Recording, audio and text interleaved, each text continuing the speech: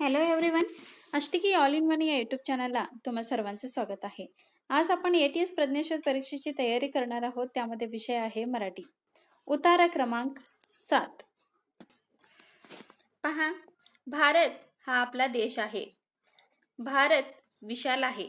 भारतात गंगेसारख्या विशाल नद्या आहेत. हिमालयासारखे प्रचंड पर्वत आहेत.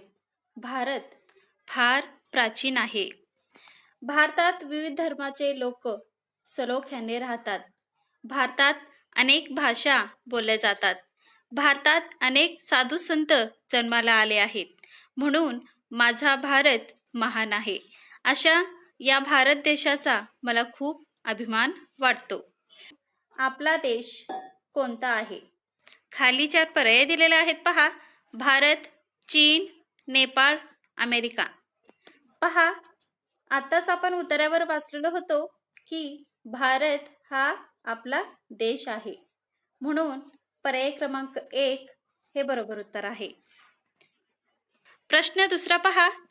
जसे गंगा नदी तसे हिमालय. खाली 4 पर्याय दिलेले आहेत पहा. भाषा, पर्वत, देश, धर्म. पहा, गंगा ही एक नदी आहे. तसेच हिमालय हे एक पर्वत आहे. पहा, इथे हिमालयासारखे प्रचंड पर्वत. म्हणून पर्याय क्रमांक 2 हे बरोबर उत्तर आहे. प्रश्न तिसरा पहा. भारतात विविध धर्माचे लोक कसे राहतात? खाली 4 पर्याय दिलेले आहेत पहा. द्वेषाने, एकटे, सलोख्याने, अभिमान सोडून. पहा, इथं उत्तरावर आपण वाचलेलो होतो की भारतात विविध धर्माचे लोक सलोख्याने राहतात. म्हणून पर्याय क्रमांक 3 हे बरोबर उत्तर आहे. उतारा क्रमांक 8 पहा. मोहनदास करमचंद गांधी हे त्यांचे पूर्ण नाव. सगळेजण त्यांना प्रेमाने बापू म्हणत. हेच गांधीजी पुढे खूप मोठे झाले. हे घडले गांधीजींच्या अंगी असलेल्या गुणांमुळे. एखादी गोष्ट करायची ठरवली की ते त्यापासून माघार घेत नसत. यावरून त्यांच्या निश्चयी स्वभावाची ओळख होते. पहा, या उतारावरनं खाली 3 प्रश्न दिलेले आहेत. पहिला प्रश्न पहा. सगळे लोक गांधीजींना काय म्हणत? खाली 4 पर्याय दिलेले आहेत पहा. अण्णा, बापू, दादा, नेता. पहा, सगळेजण त्यांना प्रेमाने काय म्हणत? बापू. म्हणून पर्याय क्रमांक 2 हे बरोबर उत्तर आहे. प्रश्न दुसरा पहा. करमचंद हे गांधीजींचे कोण असावेत? खाली 4 पर्याय दिलेले आहेत पहा. काका, भाऊ, वडील, आजोबा. मोहनदास हे गांधीजींचं नाव आहे आणि करमचंद हे त्यांचं वडिलांचं नाव आहे. म्हणून पर्याय क्रमांक 3 हे बरोबर उत्तर आहे. प्रश्न तिसरा पहा. एखादी गोष्ट करायची ठरवल्यावर गांधीजी काय करत? खाली 4 पर्याय दिलेले आहेत पहा.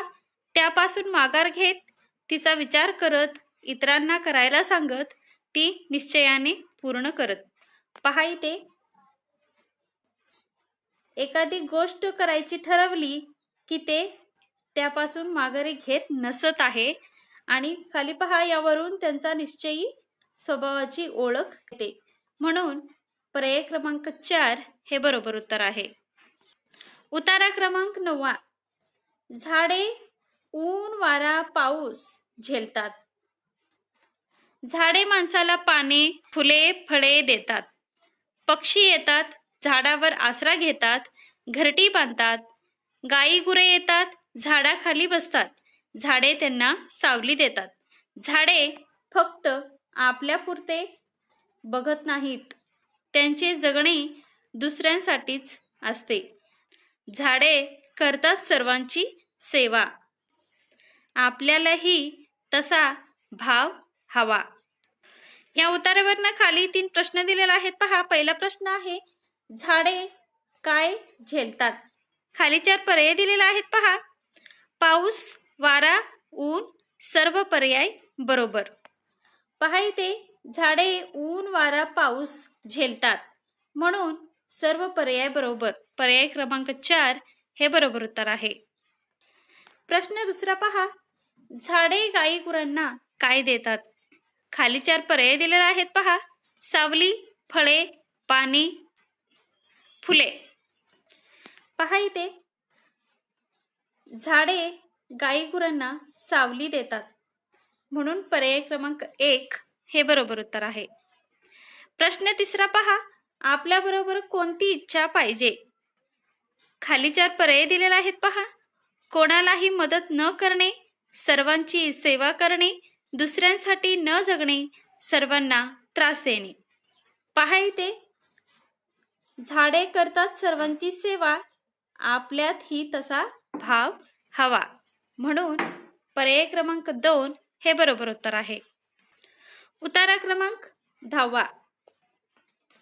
जगात देशात घडणाऱ्या घटनांची माहिती बातम्यांतून मी सगळ्यांना देतो. त्या बातम्यांची चित्रही दाखवतो. वादळ, पाऊस याबाबत योग्य अंदाज सांगतो. देशातील अनेक निसर्गरम्य ठिकाण दाखवतो. मुलांसाठी वेगवेगळे मनोरंजनाचे कार्यक्रम असतात. मी तुमच्या खूप उपयोगी पडतो, पण दिवसभरात एखादा तासात कार्यक्रम बघा. आवाज मोठा ठेवू नका. बघताना मध्ये योग्य अंतर ठेवा. या उतार्यावरनं खाली 3 प्रश्न दिलेले आहेत. पहिला प्रश्न आहे, उतार्यातील माहिती सांगणारा मी म्हणजे कोण? खाली 4 पर्याय दिलेले आहेत पहा. चित्रकार, बातमीदार, दूरदर्शन, आकाशवाणी. पहा आपण दूरदर्शनवर हे सगळं पाहत असतो, म्हणून पर्याय क्रमांक 3 हे बरोबर उत्तर आहे. प्रश्न दुसरा पहा. खालीलपैकी निसर्गरम्य ठिकाण कोणते? खाली 4 पर्याय दिलेले आहेत पहा. बाजारपेठ, जंगलातील धबधबा, मैदान, बसस्थानक. आता पहा याच्यामध्ये जंगलातील धबधबा हे जे आहे निसर्गरम्य ठिकाण आहे, म्हणजे बाजारपेठ, मैदान आणि बसस्थानक हे मानव निर्मित आहेत. जंगलातील धबधबा हे निसर्गरम्य आहे, ते मानव निर्मित नाही, म्हणून पर्याय क्रमांक 2 हे बरोबर उत्तर आहे. प्रश्न तिसरा पहा. कोणती गोष्ट ठेवू नका असे उतार्यात सांगितले आहे? खाली 4 पर्याय दिलेले आहेत पहा. मोठा आवाज, मनोरंजनाचे कार्यक्रम पाहणे, बघताना योग्य अंतर, वेळेचे भान. पहा इथे आवाज मोठा ठेवू नका, म्हणून पर्याय क्रमांक 1 हे बरोबर उत्तर आहे. अशा प्रकारे आपण उतार्यावरनं प्रश्न पाहिलोत. व्हिडिओ आवडला असेल तर लाईक, शेअर आणि सबस्क्राईब करायला विसरू नका. धन्यवाद.